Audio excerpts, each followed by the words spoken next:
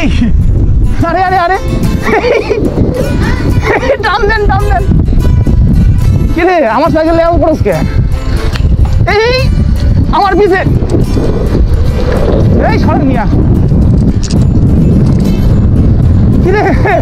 এমন হয় কোনো একটা মাউন্টেন বাইকের ফ্রেমে সেটাতে রিজিড সাসপেনশন অর্থাৎ রোড বাইকের যে সাসপেনশনগুলো ইউজ করে এইটা লাগানো হলো কেমন হতে পারে? হ্যাঁ, এই জিনিসটাই করে দেখিয়েছে আমাদের ফাহিম ভাই। সে ফোকাস ফ্রেমে একটা রিজিড সাসপেনশন লাগিয়েছে যেগুলো রোড বাইকের সাসপেনশন ইউজ করা হয়। এই ফ্রেমের সাথে সাসপেনশনটি যেটা যায় না, রাইডিং এক্সপিরিয়েন্স শেয়ার করবো। সো ভিডিওটা ইনফরমেটিভ হতে যাচ্ছে, কন্টিনিউ করতে থাকেন। Let's go. সো অলরাইট, এই হচ্ছে আমাদের ফোকাস যেটা ফাহিম ভাই বিল্ড করছে। আর যেটা সবচেয়ে মজার বিষয় সেটা হচ্ছে যে এখানে রিজিড সাসপেনশন, বাট আমারটাতে এমটিবিতে রিজিড নাই, আমারটা জাস্ট এমটিবি সাসপেনশন আর এটাতে রিজিড সাসপেনশন। তো সাসপেনশনটা কত? 900 গ্রাম না ওয়েট? 850। তো এটা 850 গ্রামের একটা সাসপেনশন অ্যান্ড কোনো ওয়েট নাই, মানে সামনের দিকে কোনো ওয়েট নাই। বাট আমি যদি আমারটার সামনের দিকে আসি, আমারটার সামনের দিকে ভাই মারাত্মক ওয়েট। এখন যাব ওইটার রাইডিং এক্সপিরিয়েন্স শেয়ার করবো। So let's go. তো রানিং অবস্থায় সাইকেলটা দেখতে ঠিক এরকম লাগে। এটা একটা ফোকাসের যে লটের বডিটা আমি ইউজ করছি, বাট ওটা হলো 29-এর বডি আর আমারটা 27.5-এর বডি। হ্যাঁ, এটাই পার্থক্য। হুইলগুলো ওখানে 29-এর লাগানো আছে হুইল সেট। রিম এতদিন 26-এর চালায় আসতো, এখন ওখানে 29 লাগানো। আর ওই যে সামনে সাসপেনশনটা ওটা রিজিড। তো একটা জিনিস কি, এমটিবির সাথে আসলে এমটিবি ফ্রেমের সাথে রিজিডটা যায় না, কিন্তু যদি কাস্টম করা হয় যেমন এরকম চালানো যায়, তাহলে ভালো মতো চালানো যায়। কিন্তু আপনি যদি মনে করেন যে রোড বাইকের মতো ফির আনবেন একটা রিজিড এনে ওরকম স্পিড উড়াধুরা, ভাই ওইটা আপনি পাবেন না। কারণ এটা এমটিবির ফ্রেম, একটু ভারী হয়, রোড বাইকের চাকা না, ঠিক আছে? সো রোড বাইকের হাবও না, ওই লেভেলের আপনি কোনো পারফরমেন্স ওটা থেকে পাবেন না।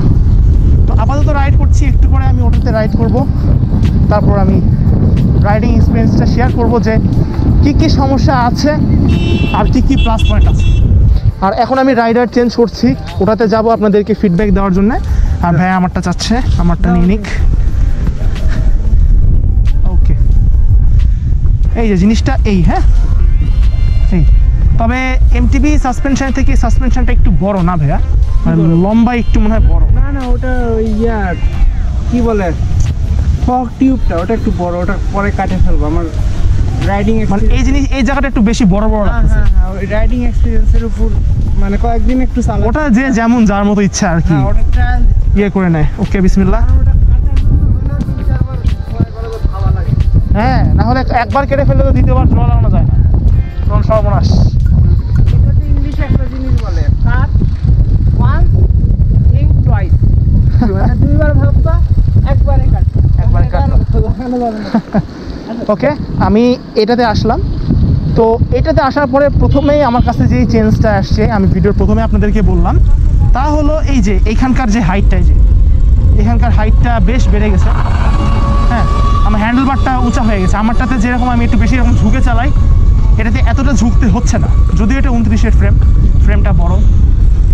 তো এটাতে রিজিড সাসপেনশন তো আছেই, তবে এই পাগলামিগুলো আসলে কেউ করে না। যেমন এমটিবিতে রিজিড অনেকেই আছে করে, বাট ম্যাক্সিমাম ক্ষেত্রে এই কাজগুলো করে না। করে সেই মজা না, আসলেই জিনিসটা ভালো লাগছে আমার কাছে। হালকা একটু যদি আমি প্যাডাল দিই, দেখেন হালকা, দেখেন 20, 22। আপনি যদি একটা প্যাডাল দেন, বেশি না, একটা প্যাডাল, আপনার যদি হাফটা ভালো হয়ে থাকে তাহলে এক প্যাডালেই আপনাকে এটা 10, 12, 13 এরকম ঠেকায় দিবে। একটা জিনিস না, শান্তি মতো বাউলি দিয়ে পাচ্ছি না মজা। অন রোডিংয়ে ভালো পারফরমেন্স দিল, এবার যাচ্ছি অফ রোডিংয়ে। এইবার দেখি এটা কেমন পারফরমেন্স দেয়।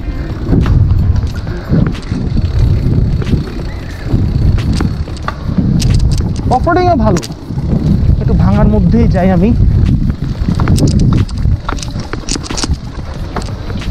আচ্ছা, যেটা বুঝতে পারছি আমি, না না না আপনাকে না, আমি অডিয়েন্সদেরকে বলতেছি, যেটা বুঝতে পারলাম অফ রোডিংয়েও চালানো যাবে, কোনো প্রবলেম নাই।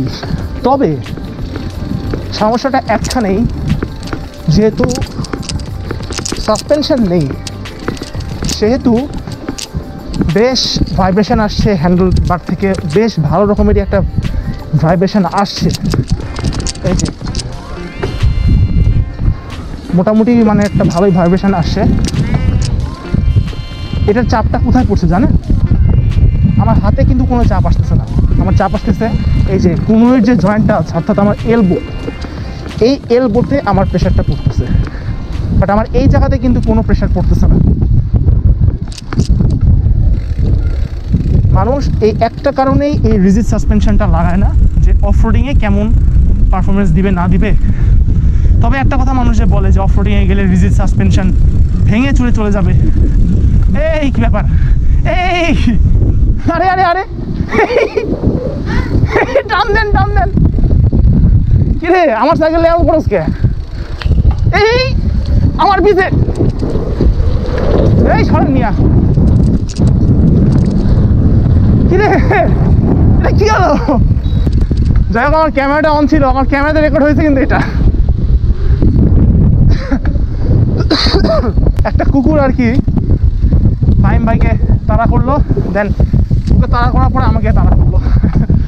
ফাহিম ভাই আপনার টানটা দেখার মতো ছিল।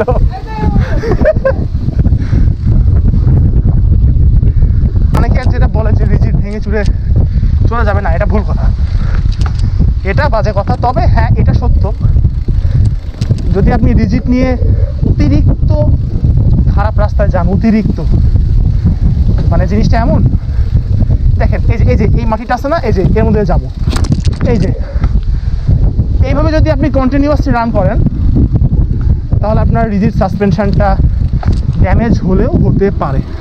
অফ রোডিংয়েও ভালো সাপোর্ট দিচ্ছে, বাট এই যে হাতের ভাইব্রেশনটা,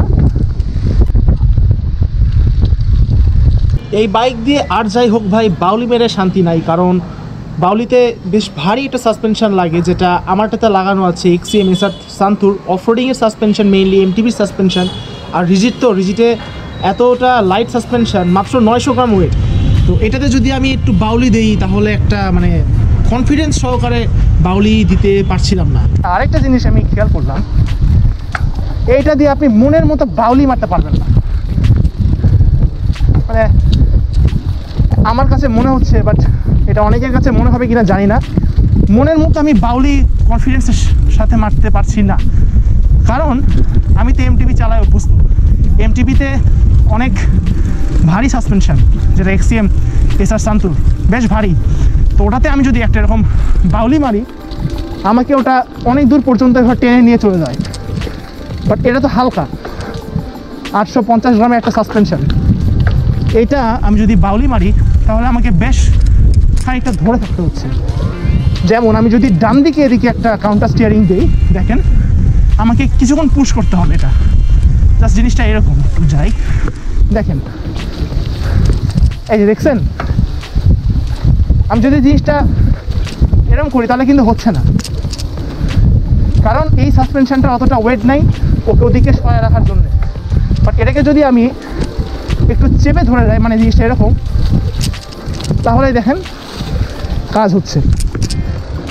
তো ওভারঅল যদি আমাকে একটা রিভিউ দিতে বলা হয় এটা কেমন সাপোর্ট দিচ্ছে বা এই রিজিড ফর্কটা কেমন, আমি মনে হয় ভিডিওর প্রথম থেকে রিজিড সাসপেনশন বলে এসেছি, বাট এটাকে রিজিড ফর্ক বলে। তো কেউ আবার গালাগালি করতে এসেন না, এটাকে রিজিড ফর্ক বলা হয়, নট সাসপেনশন। সাসপেনশনটা ওইটা যেটা আপ ডাউন করে, ওটা সাসপেনশন, বাট এটা তো ফিক্সড, এই আর কি। তো ওভারঅল ভালো। আমাকে রাইডিং ফিডব্যাক দিতে বললে আমি একে 10-এর মধ্যে কত দিব? 10-এর মধ্যে আমি 8 অনায়াসে দিয়ে দিব। 8-এর একটু কম পাওয়ার যোগ্য, 7.5। তারপর ওভারঅল গুড, রাইডিং এক্সপিরিয়েন্সও ভালো। আর অন রোডিংয়েও প্রথমে দেখালাম বেশ ভালো, অন রোডিংয়ে বলতেই হবে না, কারণ অন রোডিংয়ে একটু প্যাডেল করলেই চলে যাবে, এটা সবারই জানার কথা, বাট অফ রোডিংয়েও বেশ ভালো। তবে আপনারা যদি রিজিট আপনাদের ফোকাসে লাগাতে চান বা আপনাদের যে এমটিভির ইয়েটা আছে, ফ্রেম আছে, লাগাতে চান, লাগাতে পারেন, তবে খুব সাবধানে। ওই ফর্কটা আপনার বেশি লাফালাফি করতে যাবেন না, MTV down hill up hill এগুলো মারতেই যাবেন না। সাইকেলের সাসপেনশনও যেতে পারে, সরি আবার আমি বলে ফেললাম, বাইকের ফর্কও ড্যামেজ হতে পারে, আবার এখান থেকে ফ্রেমটাও ড্যামেজ হতে পারে। এই আর কি, ভিডিওটা অনেক লম্বা হলো, কারণ এটা নিয়ে বাংলায় আমি সেরকম কোনো ভিডিও পেলাম না এমটিভিতে রোড বাইকের ফর্ক।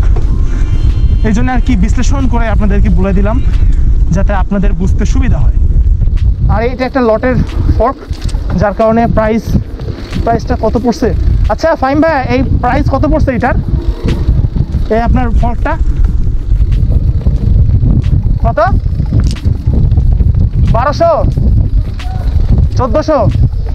আচ্ছা, এটা একটা লটের ফর্ক, তো 1400 টাকা পড়েছে এই ফর্কটার প্রাইস। এটার কালারটা এরকম ছিল না, এটা একদমই ঘষা মাজা খাওয়া একটা কালার ছিল, তো আরও 200 টাকা দিয়ে এক্সট্রা করে একটা কালার করতে হয়েছে, লাল কালার। যেহেতু লটের বুঝতেই পারছেন দাগটা ঘষা মাজা খাওয়া, দেখতে ভালো লাগবে না, এই জন্য আর কি। তবে আপনারা চাইলে লাগাতে পারেন, এটা নিয়ে আর বেশি কিছু বলার নাই। অনেকক্ষণ ধরে ভিডিওটা অনেক লং হয়ে গেল, তো ঠিক আছে, সবাই ভালো থাকবেন। অ্যান্ড এরকম ইনফরমেটিভ ভিডিও পাওয়ার জন্য অবশ্যই চ্যানেলটাকে সাবস্ক্রাইব করবেন। আপনাদের মধ্যে একটা প্রবণতা আছে, আপনারা সাবস্ক্রাইব না করে ভিডিও দেখেন, সমস্যা হয় না, কিন্তু সাবস্ক্রাইব বাড়লে ভিডিও বানানোর আর কি অনুপ্রেরণাটা বেড়ে যায়। এই আর কি, 2024 সালটা গেল, সবাইকে আগামী বছরের শুভেচ্ছা, ভালো কাটুক, হ্যাপি নিউ ইয়ার, আসসালামু আলাইকুম, আল্লাহ হাফেজ।